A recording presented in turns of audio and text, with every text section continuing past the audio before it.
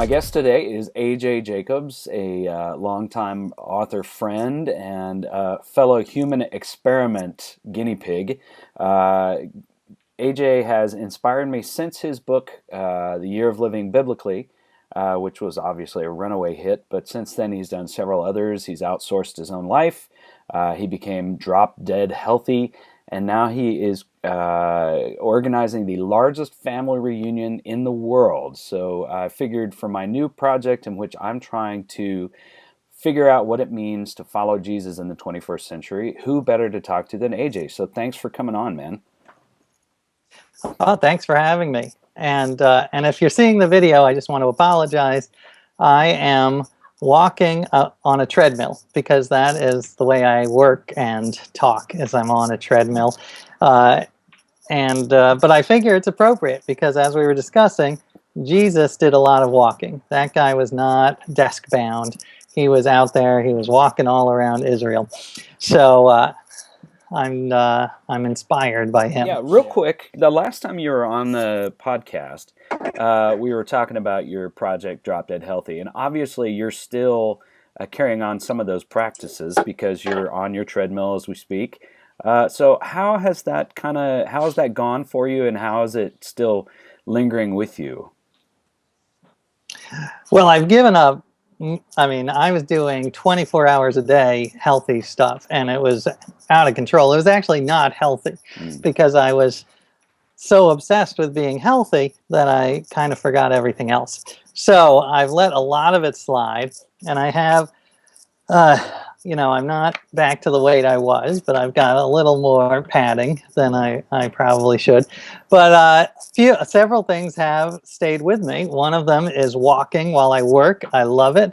I am not a fan of exercise. I actually hate getting out of breath, but walking, I'm all for. It's good for you, and it's not too uncomfortable. And then I do try to eat a little more healthily, and also a large part, it's not just health and food and exercise. It's a lot about stress. So that's what I try unsuccessfully to live a less stressful life. I can only imagine, because every time I talk to you, you get a million things going on, including this new project, which is probably your most ambitious, I would argue, of all of your projects so far. The Global Family Reunion. Tell people about what's going on with that. Yes, it is a little ambitious. I'm overwhelmed in a good way. I'm loving it. But the idea is, just quickly, I got an email about a year ago from a guy in Israel, and he said he had read one of my books, and he didn't know me, but he said, I am your 12th cousin. And he said that he said he had a family tree with 80,000 people on it. And of course, I thought, okay, he's going to try to get me to wire him $10,000 to a Nigerian bank. But it turns out that he was for real, and that he's part of this new movement in family history where it's really just revolutionizing this whole area. And instead of having your own little family tree of 50, 100 people, you have your family tree, and then you can connect it to other people's family's tree. And then you just connect and connect and connect until you've got these massive mega family trees. And I'm on the largest world family tree in history right now. It's up to 80 million people. So literally in 160 countries, I'm cousins with 80 million people. And not close, not like Barack Obama. He's my aunt's 5th grade aunt's husband's brother's wife's 7th grade nephew. So we're not exactly brothers, but it's amazing to me that there is this connection. Yeah. And I love this idea that we're all one big family, which is actually a very monotheistic Judeo-Christian idea. We're all one big family. We're all God's children. Yeah. And and then since I have these millions of people, I thought, let's have a party. Let's remind people we're all closely linked, and let's have a global family reunion. So that's what I'm doing, June 6, 2015, and it's going to be in New York, but simultaneous parties around the world. And it'll be sort of like a family reunion meets a music festival, meets a TED conference. We've got speakers on Dr. Oz and Henry Louis Gates, who hosts the PBS show Finding Your Roots. He's going to be there, and singers. We're 95% done locking up Sister Sledge to sing "We Are We Family" are live. family. So I thought that was very appropriate, and there'll be comedy and I'm trying to keep the tickets very low, like $10 or $15, and any proceeds go to helping Alzheimer's, because I chose that because, families, what are families but family stories and memories? And if you don't have those, then you don't really have a family. So that's the basic gist. I'm super excited. It is globalfamilyreunion.com. And it's really remarkably easy. If you go there and email me your grandparents' names, then we've got these amazing researchers, hundreds of them, figuring out how you're related to the big family tree, how you're related to everyone else in the world. And so anyone can come to the reunion, but if you are on this big family tree, then you get a little bracelet and are part of the world's biggest family photo. And Morgan Spurlock is making a documentary about it. He did Super Size Me. He's another guinea pig. I love him. So that's it. That's my whole spiel. So I want everyone in the world there, because I think it's going to be the best party. Well, that's not very humble, and I got to be more humble. We're talking about the Bible. I think it's going to be a very fun party, and hopefully will remind us how closely we're linked. This kind of relates to this project I'm trying to do, which is I'm calling it My Jesus Project. And so for the next 14, 16, 18 months, I am trying to figure out what it means to follow Jesus. I'm not trying to be Jesus, but I'm trying to figure out what it means, because lots of people talk about being a Christian or following Jesus, but when I ask them what does that mean, a lot of people have no idea. So I'm trying to figure out, without dogma, without doctrine, without religiosity, without churchiness and all that kind of stuff, just what it really means to live in the 21st century with an iPhone, with a family, with a mortgage and all that, and actually still try and follow Jesus. So one of the things I think is getting across these incredibly isolated these boundaries of personal isolation that we create for ourselves, and feeling connected to one another. Because once we do, then that's kind of the roots or the seeds of compassion, I think. So I think what you're doing is very complementary to what I'm trying to attempt on mine, although mine's far less ambitious. I don't know about that. But I will say that was one thing I learned while doing the Year of Living Biblically, is that in the Bible, there really wasn't as much of a sense of individuality. It existed, but it was more about the community. And one of my advisors told me, you can look at life either as a series of rights or as a series of responsibilities. And in the biblical times, they usually took the latter. It's a responsibility to your community, to your family, to the elders, to your tribe. And so it's a different way of looking at the world. And I like that way. I strive to do it. But I think our society places a lot of emphasis on the individual, and individual rights are important. I certainly don't want to say they should be tossed out, but I also think the pendulum has gone too far to the side of the individual. Now, you mentioned you had all these sort of mentors and guides to help you do your Year of Living Biblically. So that's something I'm trying to hash out right now. And I should mention that you've agreed to be a bit of a strategic mentor for me. You call yourself my spiritual advisor, which I think is great. So a lot of this will be done by email as we go.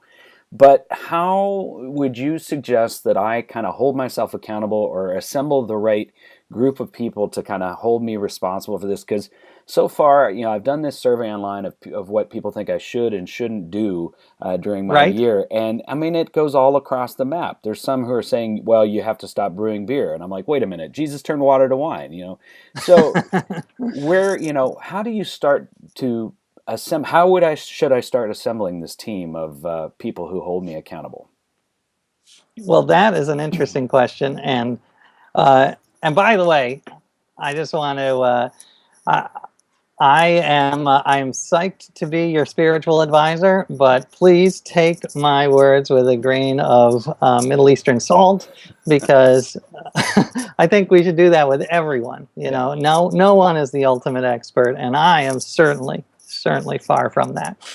But I would say what I tried to do is just what you said. Do it as wide as possible. So get people's opinions from the most liberal religious interpretation right on over to the most fundamentalist, and then you can that gives you a taste of what's out there, and then you can think about it and choose what you want. I was thinking before the call, there are two ways when you're preparing for this. There are two ways to read the Bible, and I think both of them are instructive. One would be to read the New Testament try to have completely fresh eyes. So wipe away everything you've learned and just read the scriptures and see what they say, and try. It's going to be hard to get rid of all of the interpretations that have built up in your mind, but try it and see what happens, because you'll be surprised, because there's a lot in there that people just don't focus on, but it's in there. And then another way to read it would be to try to read it through the eyes of someone who lived 2,000 years ago. And in that case, you want to try to steep yourself in the tradition. And I think that one of my advisors that I'd recommend you get in touch with, her name is Julie Gallenbush. And she is an expert. She's a religious scholar and professor, I think at Duke. And she talked a lot about Jesus's Judaism, because he was, as you know, Jewish, but quite Jewish. I mean, he rejected some of the teachings of Judaism, but at the same time, he kept a lot of them. So trying to get into the mindset of a Jewish person in first century Jerusalem would be very instructive, I think. So I would highly recommend talking to her. She's far more knowledgeable than me. It's like you do these projects that are so all-consuming, or at least they seem to be. But I mean, you've already said that Julie, your wife, should be venerated for her patience with you. But and so should mine. Amy is a saint when it comes to tolerating my nonsense as an author. But how do you balance your ambitions in doing these, as authentically and fully as you can, with the fact that you've got kids and you've got a family and you've got a life outside of your work? So how do you do that? Yeah, it is a balancing act. And sometimes your project is going to drive your wife or your kids crazy. I mean, one thing in my project that comes to mind is that in the Hebrew scriptures, you're not allowed to touch women during their time of month. And if you take Leviticus really literally, then you cannot sit in a seat where a menstruating woman has sat. Yeah. And my wife found that offensive, so she sat in every seat in our apartment, and I had to stand. I had to stand for most of the year, which turned out to be very healthy, I realized from my health book. So she was kind of doing me a favor. And she hated my beard. The Bible says you can't shave the corners of your beard, so I had this huge topiary on my chin. And she would not kiss me, literally, for 6 months. So it definitely impinged. When it got to those, I think, though, were more they were more irritating to her than hurtful. When it got to be hurtful, that's when I think you have to really think about, should you really follow through with this? At one point I tried something called radical honesty, which in some interpretations of the Bible, you should be totally honest and not lie. Right. And even further, you should just say what's on your mind, no filter. And so I did try that, and that can be a terrible thing. It can be great in some ways, liberating. It can be good. It can provide emotional breakthroughs, but it can also be horrible because, there's the whole does my butt look fat in this dress dilemma. Yeah. And you're like, yeah, Yeah. you look like a whale. So, that is, I think, so I did. I tried that for a while, but I found I had to really pull back from that when it becomes hurtful. How did you organize uh, this year? You didn't do 100% of everything in the Bible the whole time. So if I've got a year, how would you suggest I even begin to sort of break it down into manageable pieces? For example, I can think there are certain things like this feeding 5,000 project. I'm going to try that one time during the year. I'm not going to do it over and over. Maybe walk on water just because that could be fun, just to try.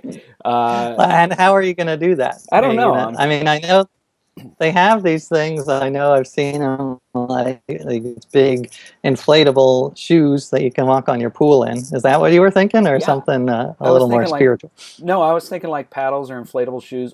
I've seen a guy down at the Willamette River down in downtown Portland who has one of those hydro jet packs, and I thought that might be kind of awesome. Interesting, yeah. Okay, so I've got those things that are just one-time deals, and then I've got these other things that I'm going to try for a short amount of time, like living according to Jewish law, as if I was a first century Jewish guy. But then I've got some other things that I need to do like the whole time. How do you even begin to organize this into a manageable project? Yeah, that's a great question. I'll tell you how I did it, and you can take it or leave it. But since I was doing a lot with Hebrew scriptures, which have a lot of rules, I wrote down every single rule and piece of advice. Didn't have to be a hard and fast rule. And as you know, there were a lot of them. There were hundreds. Yeah, 613, so I think, right? By some counts. Yeah. I actually went over that because that just includes the first 5 books of the scriptures, but I also read them. So yeah, I was up to like mid 700s. And so I wrote them all down. I had one big, huge document, and I printed it out, and every day I would look through it as much as I could. And as you say, some you can't follow all the time. Like, for instance, in the New Testament, turn the other cheek. You can't really do that unless someone has attacked you or hit you in the face. But others you can be doing all the time, trying not to covet. I mean, I think that is an 18-hour job, probably 24. You're probably doing it in your sleep. Oh, yeah. And so yeah.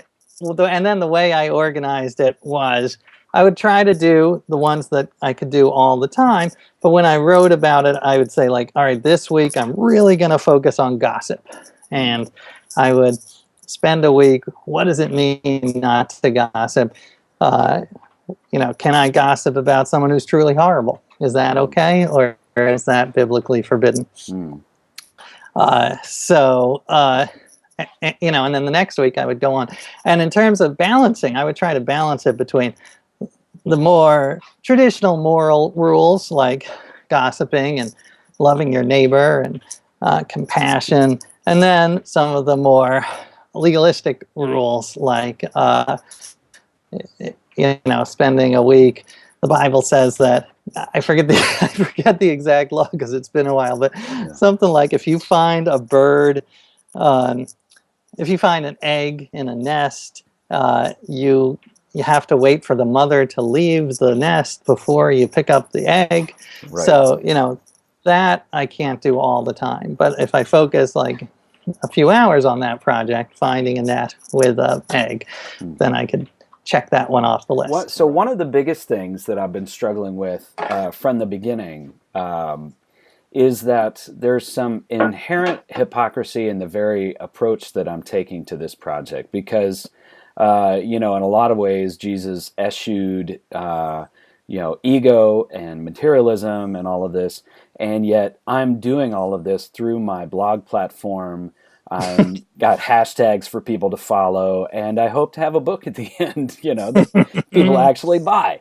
So I wonder how, because your stuff, you have this amazing balance, at least in the way you tell it. I don't know if it happened in the way you lived it this way or not, but this way of balancing just the sort of outrageous humor parts that reveal truth through laughing about it, versus these sort of really vulnerable moments of self-discovery and also kind of showing your own ass, to so to speak, when you screw it up and things like that.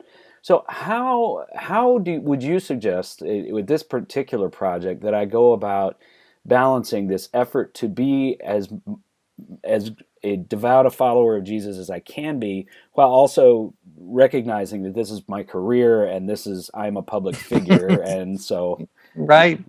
That is another great question. And I mean, I guess to truly follow in Jesus's steps, you got to give away every bit of money that you earn. Yeah. So that I didn't do.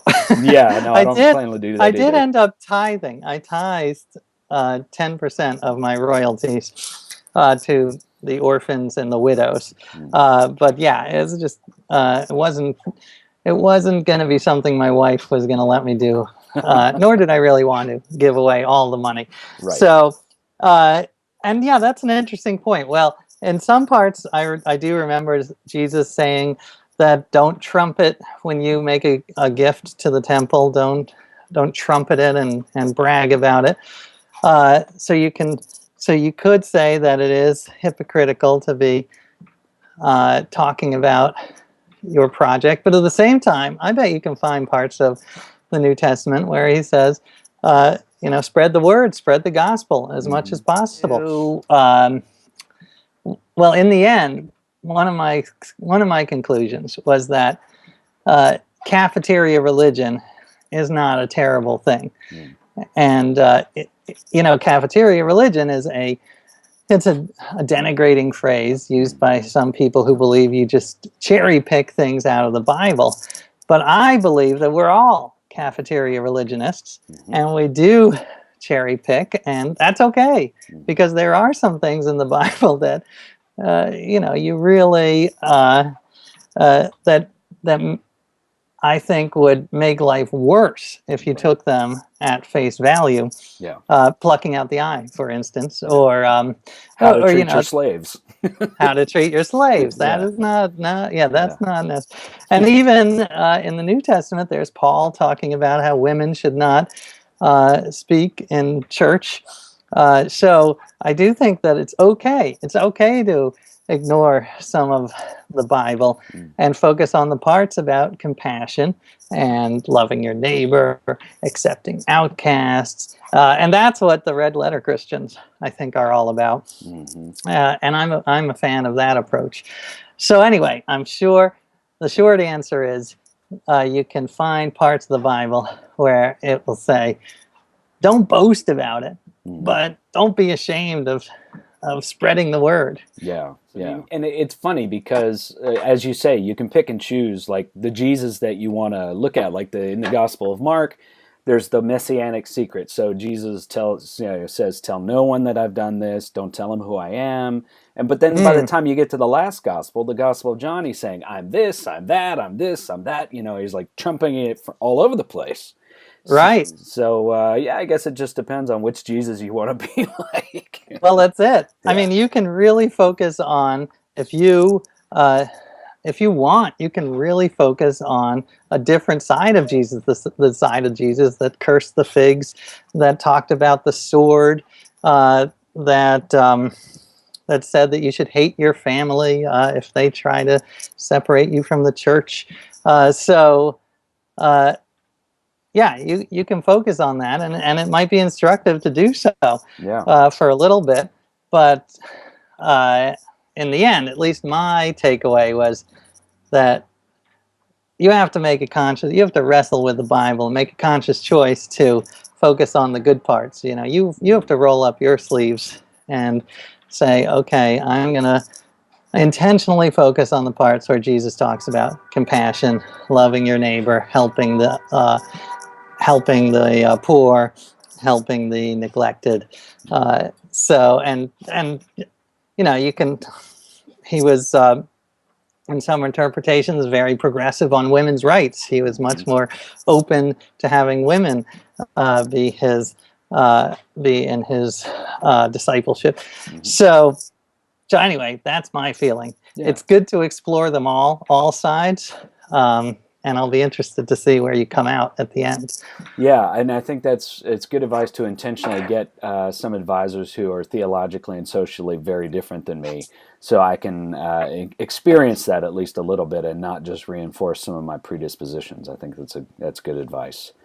Well, AJ Jacobs, I certainly appreciate it. I know you've got a lot calling on your time, and so I really appreciate you walking the second mile with us. I'm assuming you're probably on your second mile by now in our conversation.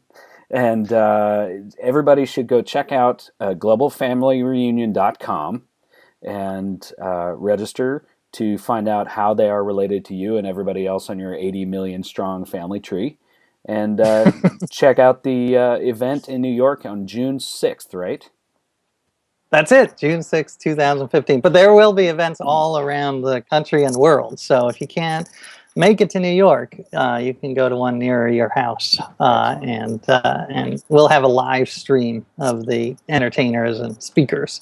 Excellent. So yes, I would love that. And I hope to see you at one of them. And I am very excited for your project. I'm here as much as I humanly can be to give you whatever misguided wisdom that I can give you. That sounds perfect. From one lost soul to another, we'll figure it out. So I should also mention people can check you out. You're an editor-at-large for Esquire, and you do your crowdsourced column with them. So if they want to be a part of your projects on an ongoing basis there, they can connect with you on Facebook and be a part of your columns every once in a while. Perfect. Yeah, excellent. Well, thanks, AJ. I really appreciate it, and I will let you go to move on to your next family reunion project, but I will be in touch soon when I inevitably screw this up beyond repair. I cannot wait. That's the part of it, I think.